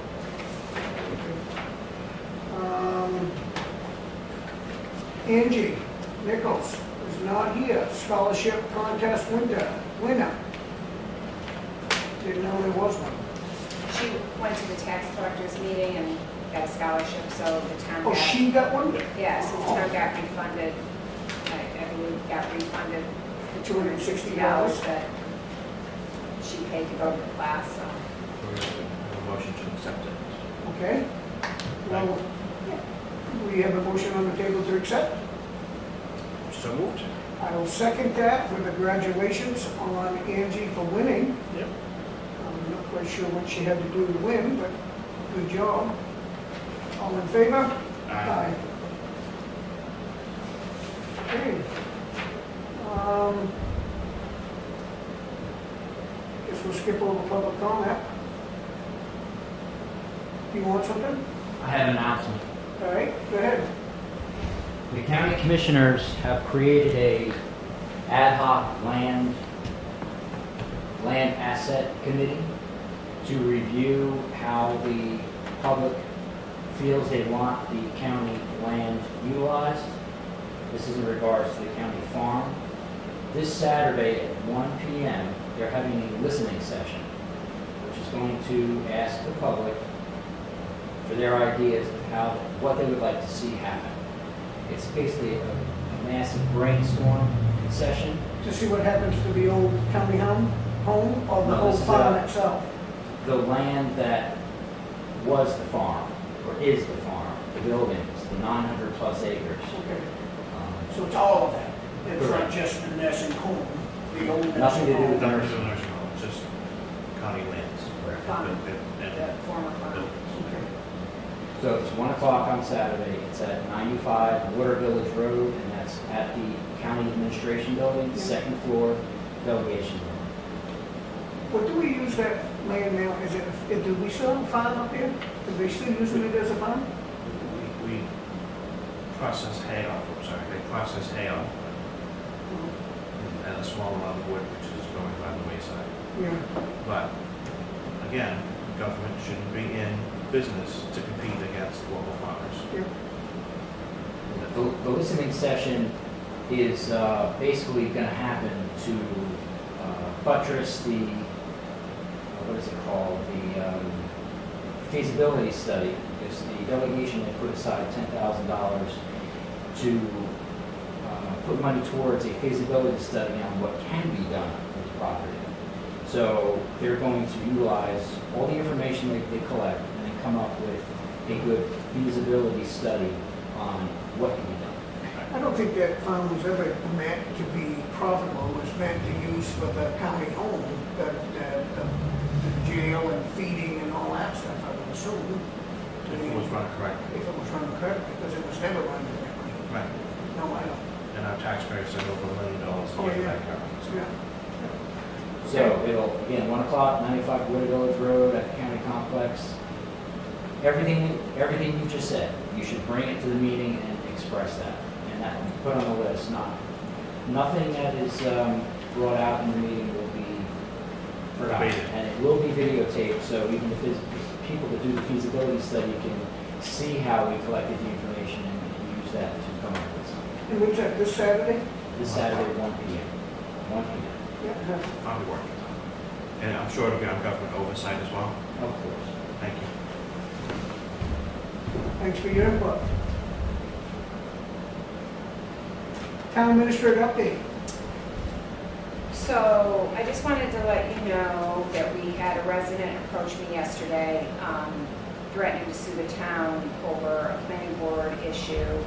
Just a heads up because Connie is on the planning board, and the resident stated that Mr. Doobie and Mrs. Twombley made inappropriate comments regarding her business.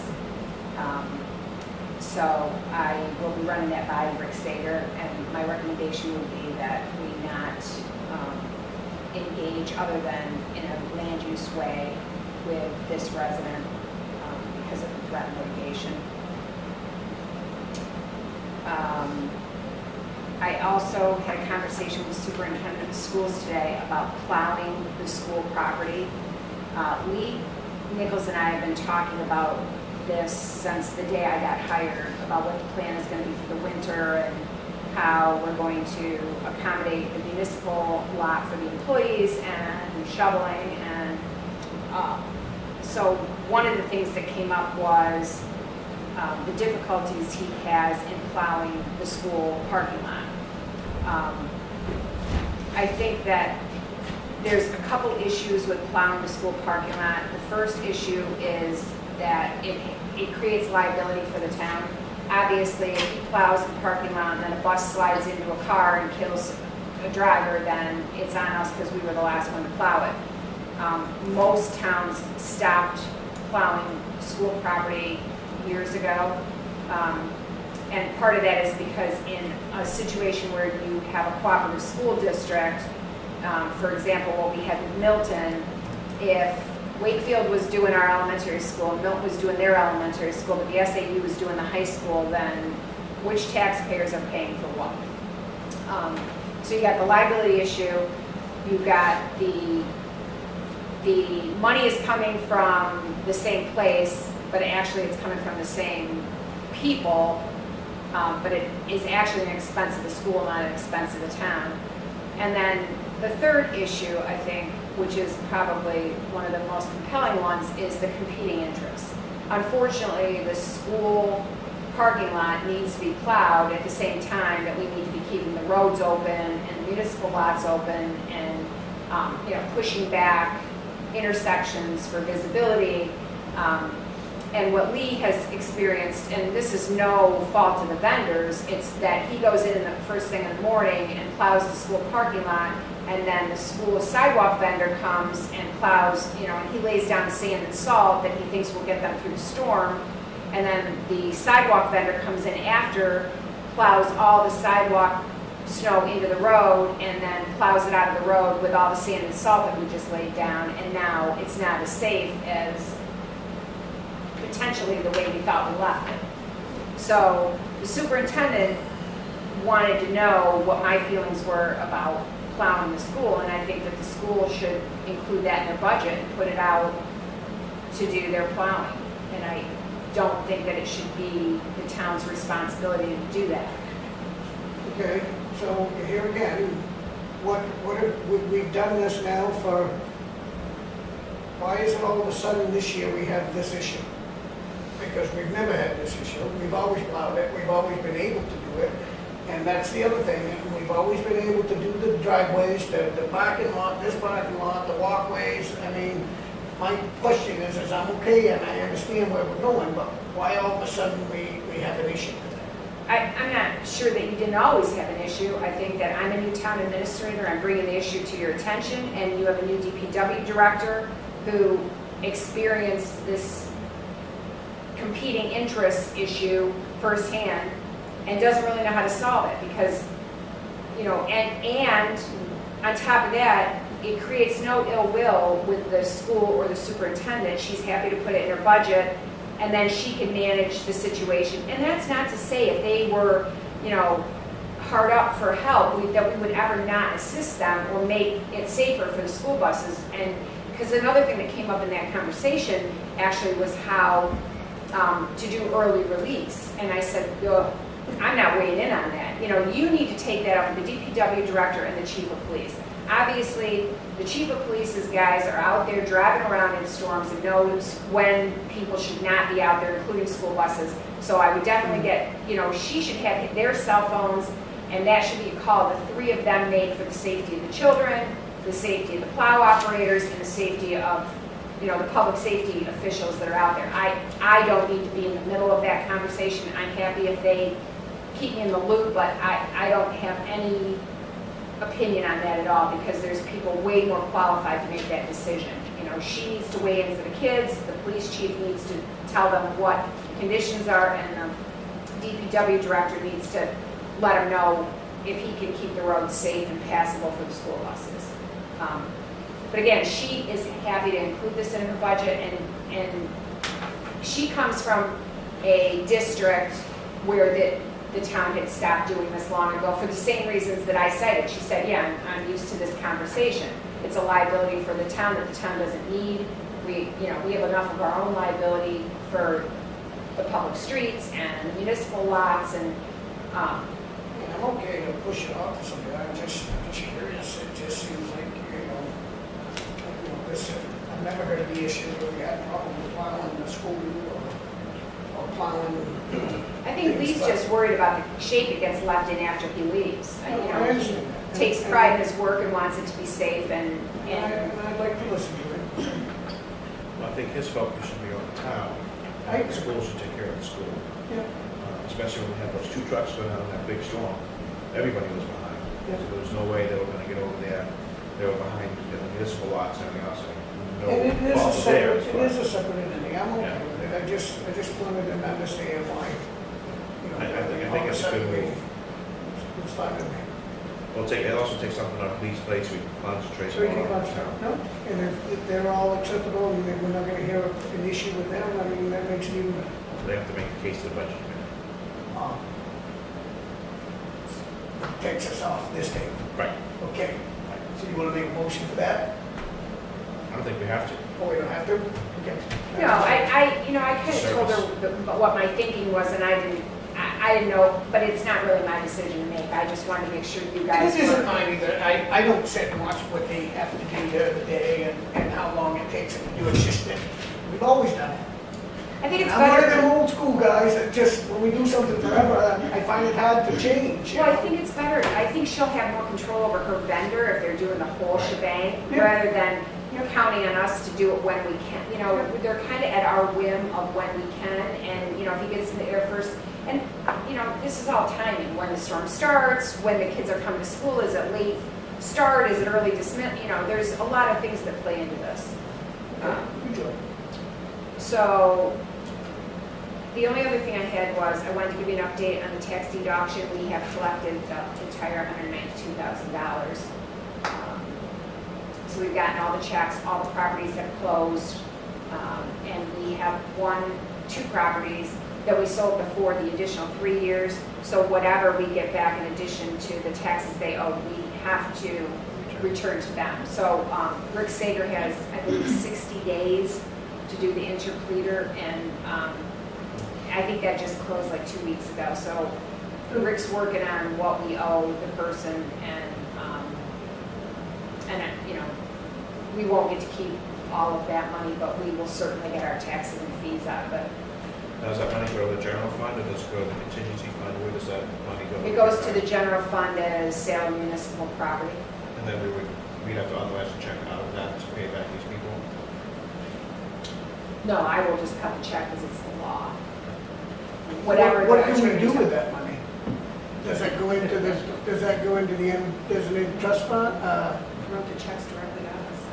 Oh, I thought he, that one might be an escrow until he figures out the interpleader. But the rest of it, we've already deposited into our general fund. It's revenue. I mark it on the MS4 as anticipated revenue, because I knew pretty much what the properties had sold for. Good. Is that it? I believe it is. Awesome. We got a cemetery, the cemetery trustees have recommended Jackie Keaton for a cemetery trustee alternate. Do we have a motion on the table to accept their recommendation? It would be my pleasure to make that Would recommendation, you Mr. please Chairman. recommend it go for a one-year period, because that's how the authority is to pay for it, not for a three-year term. Oh, yes. Mr. Chairman, I make the motion for Jackie Keating to be cemetery trustee alternate for a period not to exceed 1 year. And I will second that. And it looks to me like everybody else is in favor of that, so all in favor? Aye. Looks to me like we've got a petition poll for White Birch Road and Hemlock Drive.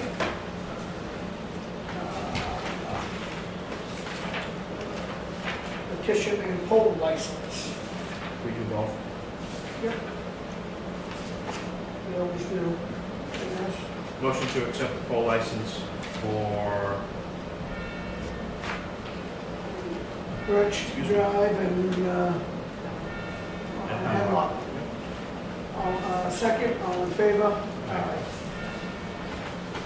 We building permit releases? Ms. Toni? You do not. Okay. Payment manifest, I don't see that out here this time. We'll get it for you. Oh, it's a big one. I'm good with it, I already looked at it. I'm good with it. But Tony, it's okay. It's okay. How much was it? $650,000-ish. Ish? Well, there was a $458,000 school payment in there. Yeah, like that. There was only one in there I had a question on, I can go over to her. Okay. She's going to get it, so we'll wait. Yeah, it's really, it's a little chilly in here. The air conditioner's on. Turn it off? Turn it up. I was only gonna turn it on until we came in here. I figured somebody would turn it on, turn it off because of the noise. Can you turn it off? I love to turn that No, turn it up. Do you want to It's turn hot the, here. do you want to turn the heat Huh. on? Felt so good go out in the hallway. Let me get Tony's sickle.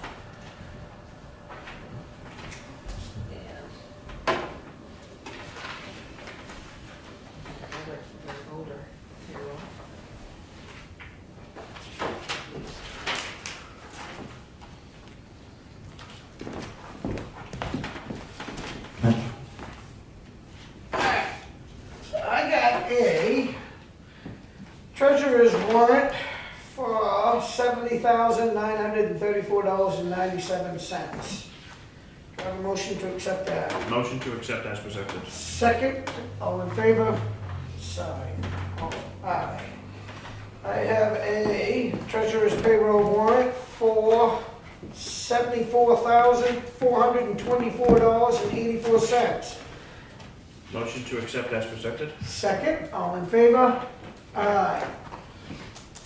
I have a treasurer's warrant for $586,094.35. I have a motion to accept that school payment. Is it all school payment? Now, No, I think some other stuff. yeah.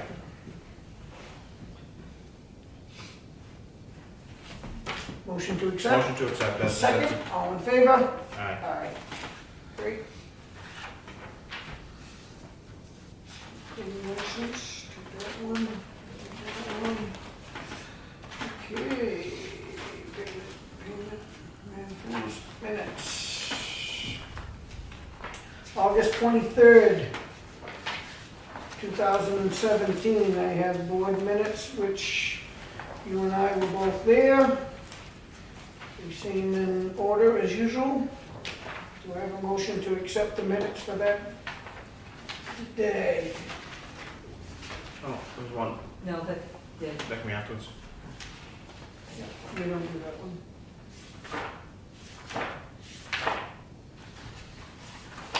I'll make a motion to accept the minutes. Do I have a second? Are we including the non-public minutes as well? Yes. Do we list those? Do we want to list them out as in the numbers? Yeah. Say the numbers. Okay, I can. Are they listed on this one here?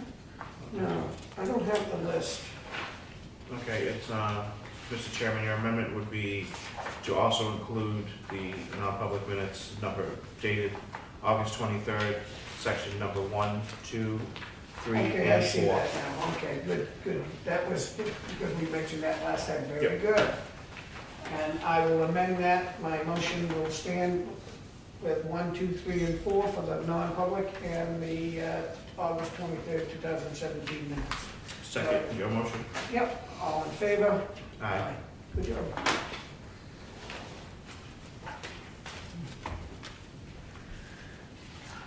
I don't have anything, I guess. We've had a good meeting. You?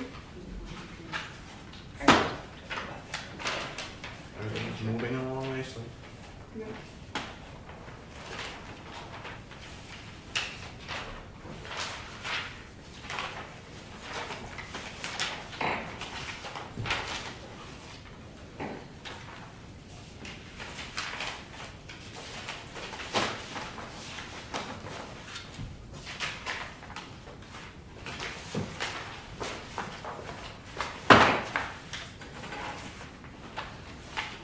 When does Wayne get the delivery of that half pipe?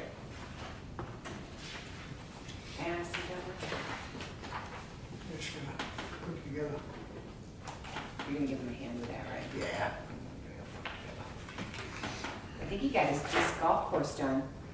Looks good down there. Drove down there tonight just to check it out.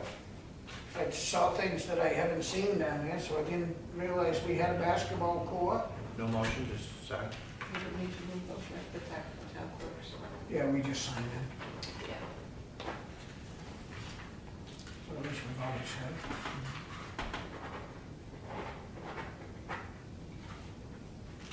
Yep.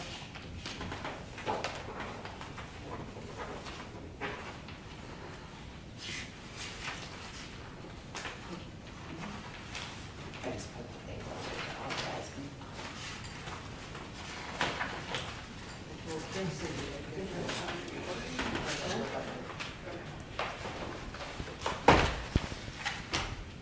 Any other questions? Any other one? Any other business? No. I'm good. Motion to adjourn, Mr. Chairman? I will second. Any discussion?